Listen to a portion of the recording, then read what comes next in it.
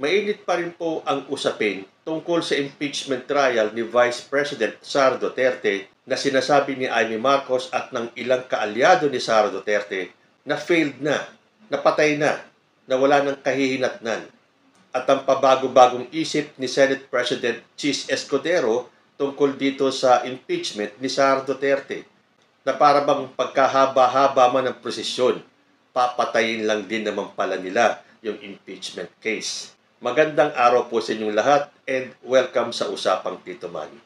Hinahamon po kasi ni Senate President Chis Escudero ang mga kritiko niya at dumadami po yan by the hour ang mga nagiging kritiko ni Chis Escudero. Ang hamon niya, dalhin daw sa Supreme Court kung sila ay hindi naniniwala o hindi sang-ayon sa mga naging desisyon ni Chis Escudero.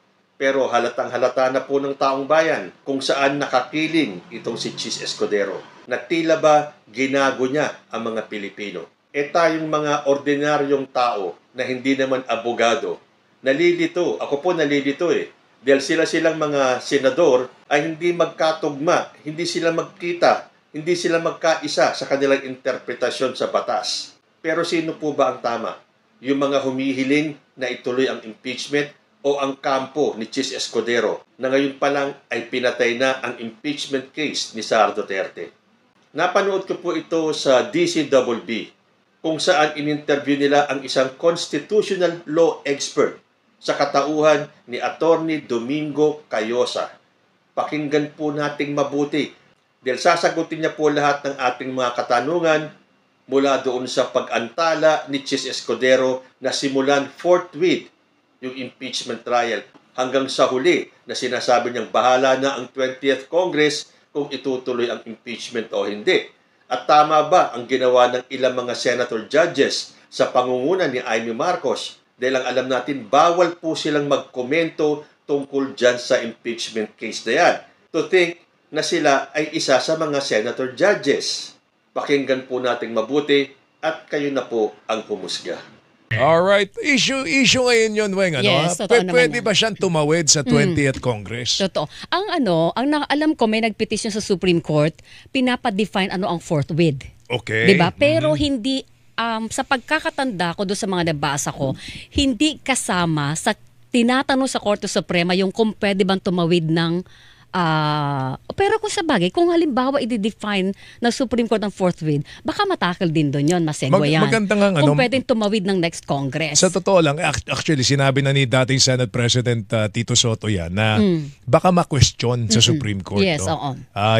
Yung issue tungkol sa impeachment. At the same time, sabi naman ng dating Senador na si Senate President Frank Drilon, dapat tapusin na ngayon. Tapusin. Diba? Ang sabi nga niya noon, Joel, Huwag nang patawirin sa 20th Congress. Yes, kasi ang sinasabi niya, trabaho niyo to Trabaho niyo to na dapat hindi pinapasa sa next Congress. So ang sabi niya noon, pag sinabing forthwith, pwede kang mapatawag ng special session. Kaya nga. Para matapos mo ito hanggang sa kaduluduluhan. Hindi naman ginawa noon pa man. Siguro diba? magandang magpagabay tayo, mga kapuso, sa isang constitutional law expert. Para malinaw. Malaman natin na tinatawagan namin ngayon si Attorney Domingo Cayosa. Nasa linya na yata. Dating, wala pa. Dating Pakulo po ng Integrated Bar of the Philippines, mga kapuso, at siya po isang constitutional law expert kasi.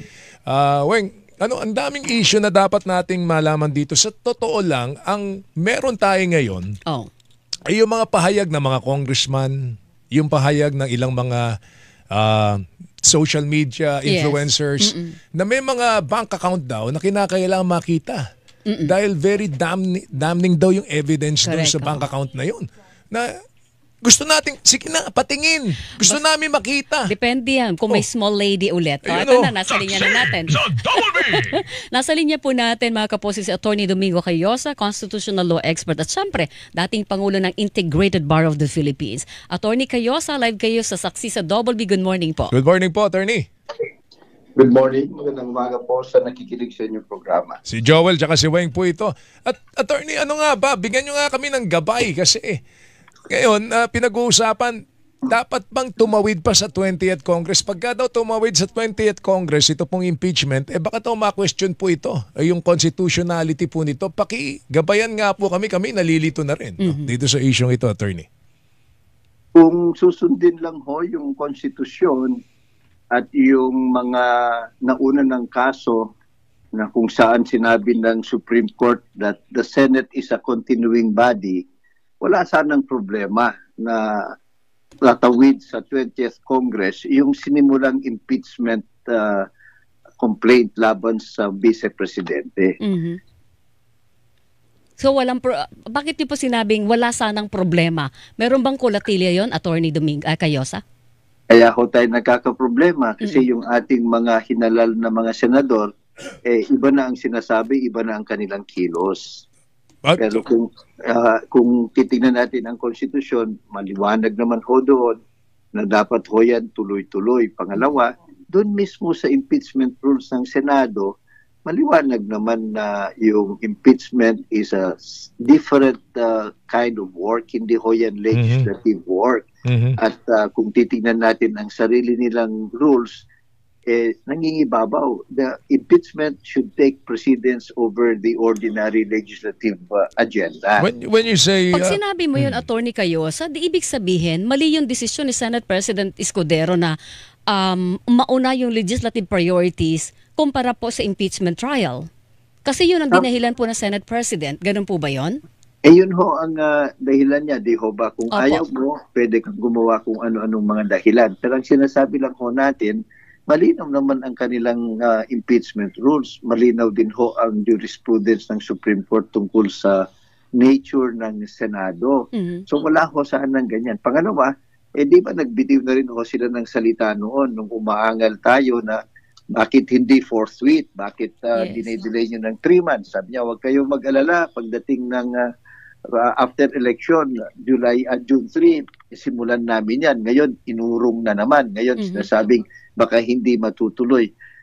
Dililito ho ang taong bayan.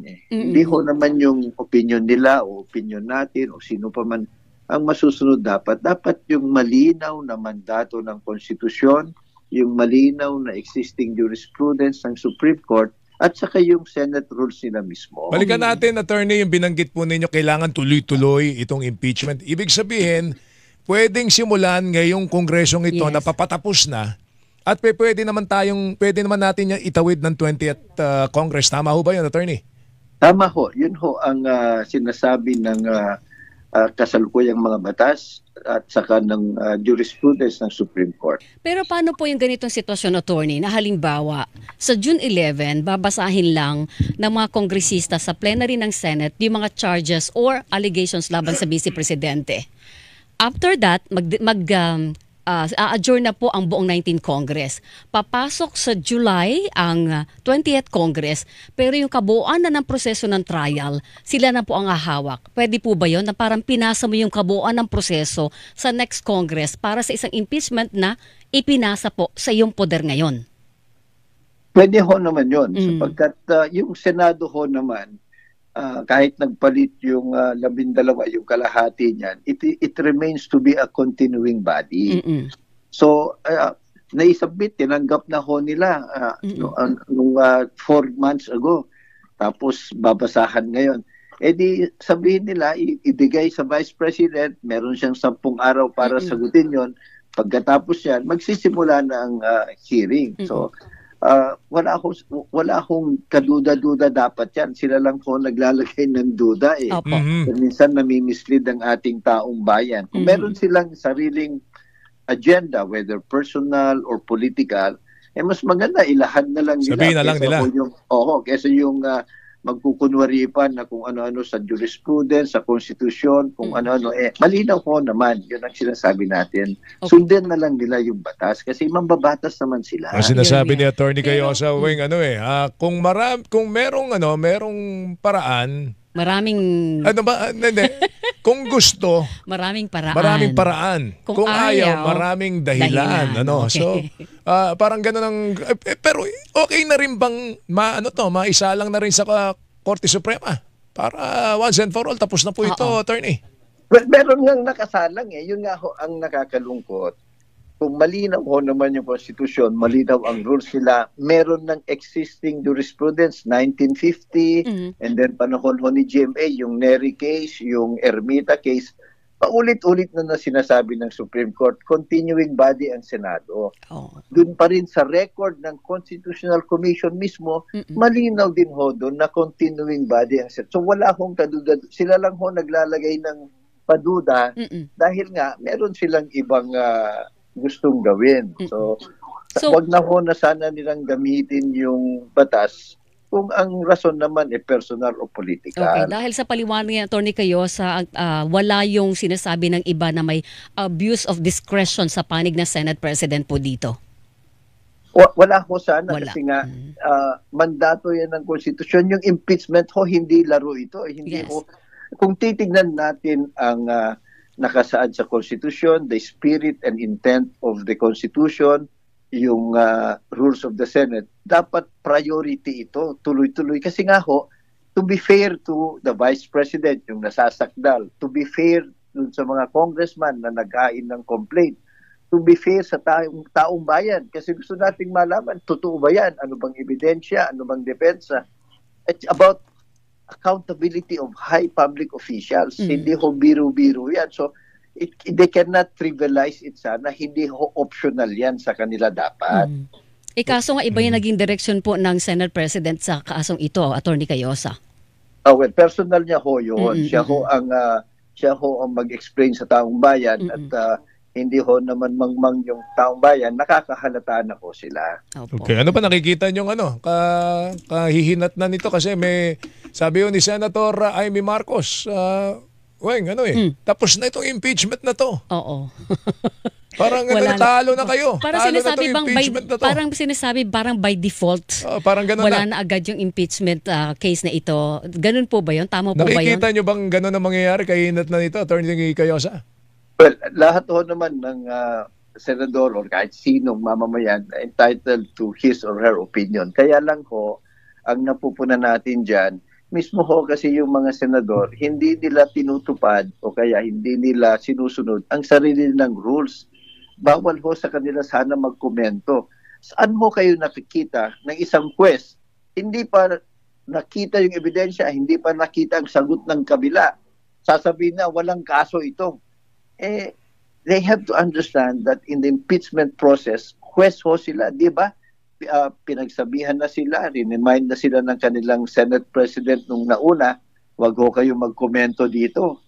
Pero ngayon, hindi pa nga ako nagsisimula yung pagpresenta ng ebidensya, yung pagbabasa ng charges, meron ng ilang mga senador, ganun ang sabi, kung huwes ka, sino pang maniniwala sa iyo kung ganyan ang asta mo? Pwede ba natin dapat mag-inhibit? Sa ganyan ba, sa impeachment ba may inhibition, Atty. Cayosa? Alam niyo, pag korte ho yan, matagal nang na-inhibit ang marami sa mga yan.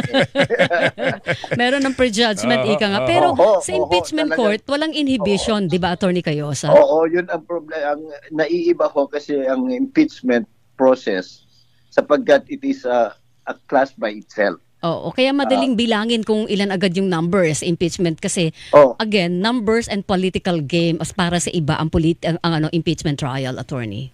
Yun nga ang nakakalungkot kung gagawin ng mambabatas na political game yung accountability of public official.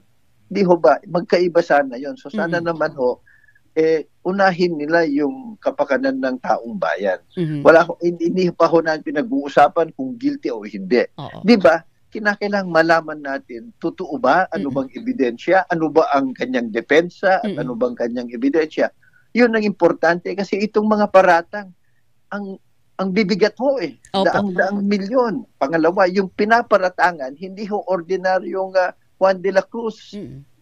Vice President ho, may mandato yan. Di ba maganda malaman sa lalong madaling panahon? Sabi nga nila, deserve niya rin na magkaroon ng day in court para ipaliwanag ang panig niya, hindi ba? Tapusin na natin ito kasi patahimikin na natin kung wala namang kasalanan. Totoo yun. Di ba? Correct. Ganito, Atty. Cayosa and Joel, ganito po. Sa impeachment trial, ang parusa dito ay halimbawa, parang administratibo, tanggal ka sa tungkulin mo, halimbawa, kung ano man yung posisyon na hinahawakan mo. Not necessarily si VP. Pero pagkatapos mo sa impeachment trial, pwede siyang habulin criminally. Sa korte naman. Pwede ho yun. Pwede ho yun. So kung halimbawa... Sa Constitution ho, dalawa yan Tanggal ka sa mataas na pwesto at perpetual disqualification ka sa anumang trabaho sa gobyerno. Tapos sa criminal court, pwede kang habulin ng kulong multa. Tama ho, pwede Okay. ho yun. Pero kung halimbawa po, ma-acquit siya sa impeachment court, katulad nung nangyari kay dating Chief Justice Corona, Dahil- siya ay convicted sa impeachment trial, pero acquitted siya pagdating sa korte. Paano po yung sa kaso halimbawa, ma-acquit ka sa impeachment, pwede ka pa bang habulin criminally? Pwede pa rin ho, sapagkat magkaiba yung charges. Criminal charge, proof beyond reasonable doubt. Dito sa impeachment, pagtanggal lang ho sa iyong posisyon. Magkaiba din ho ang hukom dyan. Opo. Diba? So, magkaiba yung mga complainants. So, Tsaka yung iba ho, appreciation hindi po ho ng pwedeng ebidensya, sabihin iba. Yung double jeopardy, mga ganyan. Hindi ho mag-a-apply yun. Yun. So sige, Ganda abangan lang. namin yung mga development pagka may mga kailangang tanungin at isang guni sa inyo. Natawagan ka namin, Kayo attorney. ang Ha? aming Salamat. friends Ha? of the court. Mag-ingat ka. Ha? Thank Attorney, you. thank you. Pagdasal ho natin ang ating mga mambabatas. Opo, Yes, opo. sir. Thank Si you. Attorney Domingo Cayosa, ang ating friend of the Ayan, court. matapos po natin mapakinggan si Atty. Cayosa, sino po kaya ang nagsasabi ng totoo? At sino ba ang tama? Yung mga senador na nagpipilit na ituloy yung impeachment trial o itong grupo ni Chis Escudero na para sa kanila ay patay na ang impeachment case ni Sara Duterte? Kayo po, ano ang masasabi ninyo? Comment lang po down below and I will see you in my next video. Diyos, ti Agnina.